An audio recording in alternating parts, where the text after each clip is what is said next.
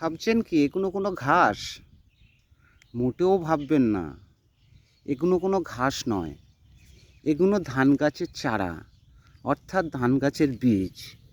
ধান চাষ করতে হলে প্রথমে ধানগুলোকে নিয়ে এইভাবে বীজ বানিয়ে নিতে হয়।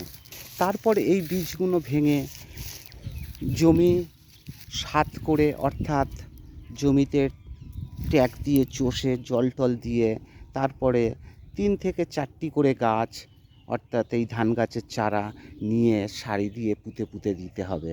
তারপরে তৈরি হয়ে যাবে বিঘেকে বিঘে, বাগানকে বাগান ধান গাছ।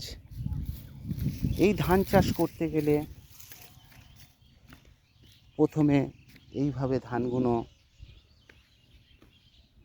চারা বানিয়ে নিতে হবে।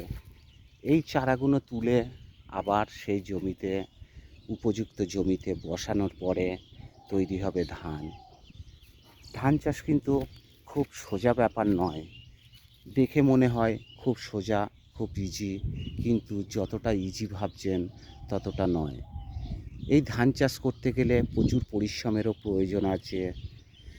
যদি আমরা এই চাষিটিকে একটি লাইক দিই তাহলে চাষি আনন্দ পাবে এবং চাষের প্রতি তার আগ্রহ বাড়বে, এবং তার চাষির যদি আগ্রহ বাড়ে তাহলে আমাদের ধানের যোগান খুব ভালোভাবে পেয়ে যাব, এবং তার থেকে তৈরি হবে চাল, এবং চাল থেকে তৈরি হবে ভাত, মুড়ি, চিঁড়ে, খই, বিভিন্ন রকম জিনিস। চাষিটির জন্য একটি লাইক অবশ্যই দেবেন, এবং বন্ধুবান্ধব আত্মীয় স্বজনদেরকে বেশি বেশি করে শেয়ার করবেন, সবাই যাতে এই ধান চাষ কীভাবে করতে হয় সেটি দেখতে পায়।